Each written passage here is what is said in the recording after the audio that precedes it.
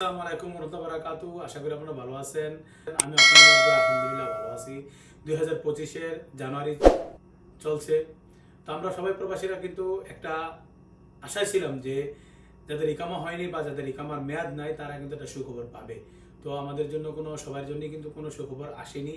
তবে আমি সবসময় কিন্তু বলি যারা 5 বছর 6 বছর 4 বছর হয়ে গেছে ইকামার মেয়াদ নাই তারা কিন্তু আপনি সতর্ক থাকবেন। সবার ক্ষেত্রে না, আপনি কিন্তু এটা কফালা হওয়ার আগে যারা বৈধ হতে চান, ইকামার মেয়াদ নাই 4 বছর 5 বছর 6 বছর আপনি বৈধ হবেন, কফালা হবেন, কফালা হওয়ার আগে কিন্তু মাথায় রাখবেন সবার ক্ষেত্রে না, কিন্তু অনেকের কিন্তু আসছে আমার কাছে এরকম মেসেজ দেয় বা আমরা কফালা করতে গেলে এগুলি দেখি।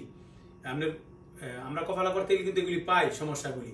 কারণ আপনার যাদের হুরুপ্রাপ্ত তাদের একটা অন্য হিসাব, যাদের ইকামার মেয়াদ নেবে ইকাম হয়নি তাদের অন্য হিসাব।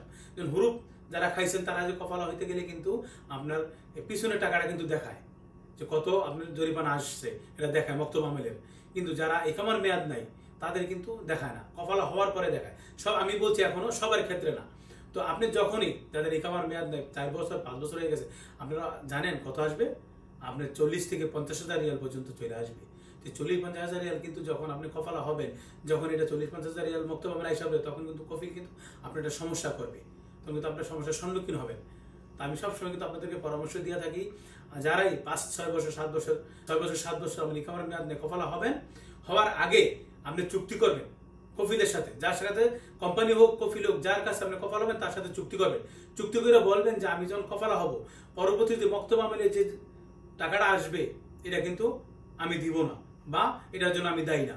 কারণ তাদের ইকামার মেয়াদ নেই বা ইকামা হয়নি তাদেরটা কিন্তু কফালা হওয়ার পরে আসে। আর যাদের হুরুপ্রাপ্ত তারা কিন্তু এর আগে দেখায়। তাহলে তারা কিন্তু তো আগে দেখাইলে তখন কিন্তু কফিলের সাথে একটা সমঝোতা তারা করতে পারে। যাদের ইকামার মেয়াদ নেই তারা কিন্তু করতে পারে না। তা আমি সবসময় সাজেস্ট করবো যে আপনি যারা 7 বছর 6 বছর আপনার ইকামার মেয়াদ নেই, আপনি বৈধ হইতে চান, আপনি বৈধ হওয়ার আগে আপনি জিনিসটা চিন্তা ভাবনা করবেন, চুক্তি করবেন, তার সাথে আলোচনা করবেন।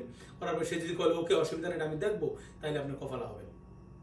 আর না হইলে আপনি যখন 6-7 বছর ছিলেন অবৈধ, আপনি স্পেশাল ফাইনাল এক্সিট নিয়ে এম্বাসির মাধ্যমে আপনার কফিল যেই এরিয়া ওই মক্তব আমলে গিয়ে স্পেশাল এক্সিট নিয়ে যদি দেশে চলে যান, 15 আবার সৌদি আরবে নতুন বেশি আপনি আসতে পারবেন।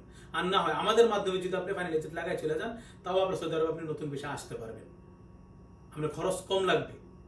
আর যারা 2 বছর 1.5 বছর 1 বছর আমরা ইকামার মেয়াদ না ইকামা হয়নি, তাদের কিন্তু খরচটা কম, তারা এফোর্ড করতে পারবেন, আপনি হইতে পারবেন। কিন্তু যাদের 4-5 বছর হয়ে গেছে তাদের কিন্তু অনেক টাকা হিসাব করবে। তো আপনি এটা এইভাবে এত টাকা না দিয়া বা এইভাবে সমস্যার সম্মুখীন না হয়ে আপনি দেশে চলে যান, দেশে ইকামা নতুন করে আসেন, তাহলে আপনার খরচ কম হবে। তো আশা করি আপনারা বুঝতে পারছেন। এটা কফালা হওয়ার আগে আপনি বৈধা শূন্য বাইবা সবকিছু চিন্তা ভাবনা করে কফালা হবেন। হওয়ার পরে কিন্তু সমস্যার সম্মুখীন হইয়েন না। আমি সবসময় কিন্তু চেষ্টা করি প্রবাসীদেরকে সতর্ক করার জন্য, প্রবাসীদের পাশে থাকার জন্য। আমি আপনাদের পাশে সবসময় থাকবো ইনশাল্লাহ। আমার জন্য দোয়া করবেন, আমার সাপোর্ট করবেন।